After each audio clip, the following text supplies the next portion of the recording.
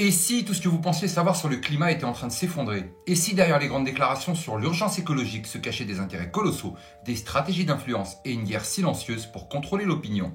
Aux États-Unis, comme en Europe, les scandales éclatent, mais dans les grands médias, silence, on a l'habitude, voire pire, c'est un camouflage organisé. Donald Trump vient de couper près de 4 millions de dollars à un programme de recherche sur le climat à Princeton en lien avec la NOAA.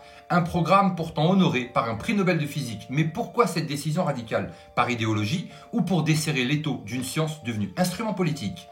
Selon l'administration américaine, il ne s'agit plus de financer des récits. Le climat est devenu une histoire racontée, construite, répétée. Et ceux qui refusent d'y croire sont exclus, censurés, voire même diabolisés. Etienne Chouard partage une étude basée sur 42 ans de données. La planète reverdit. Oui, la végétation mondiale augmente, et pas légèrement. Jusqu'à 85% des zones analysées montrent une progression.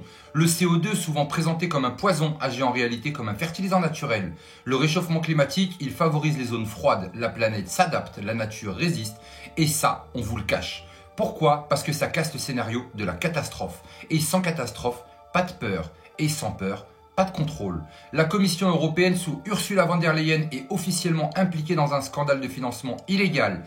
Des millions d'euros ont été versés à des ONG environnementales chargées de cibler les opposants politiques. Pas pour sauver la planète, mais pour museler la contestation, pour discréditer ceux qui doutent. Des campagnes de dénigrement orchestrées avec l'argent du contribuable.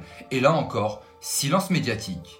Mais aux États-Unis, la corruption a atteint un autre niveau. Kamala Harris, sous le mandat de Biden, a signé un chèque de 7 milliards de dollars à une ONG créée 5 mois plus tôt, inconnue des bases officielles, basée dans un paradis fiscal. En tout, 20 milliards sont injectés dans des groupes écologiques récents, sans contrôle, sans transparence. Et pendant ce temps-là, on vous dit de faire des économies d'énergie, de payer une taxe carbone, de sacrifier votre voiture, votre chauffage, votre confort. Et ce n'est pas qu'une question d'argent, c'est une question de pouvoir. Derrière la Libye du climat se cache un projet bien plus vaste.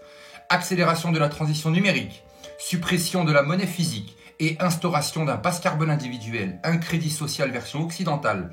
Chaque trajet, chaque achat, chaque activité sera compté, noté, évalué. Vous avez trop voyagé ce mois-ci? Blocage. Vous avez trop consommé? Pénalité. Et demain, un seul clic suffira à vous couper du système.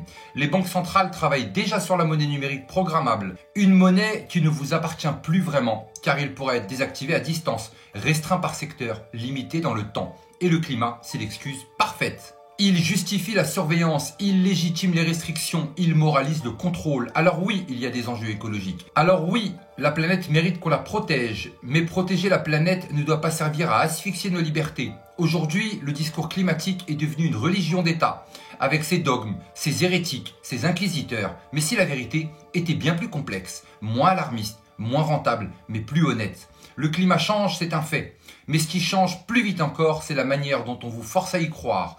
Posez-vous cette question simple. Si tout cela était vraiment pour notre bien, pourquoi aurait-on besoin de nous mentir? Mais surtout n'oubliez pas, on n'est clairement pas au bout de nos surprises.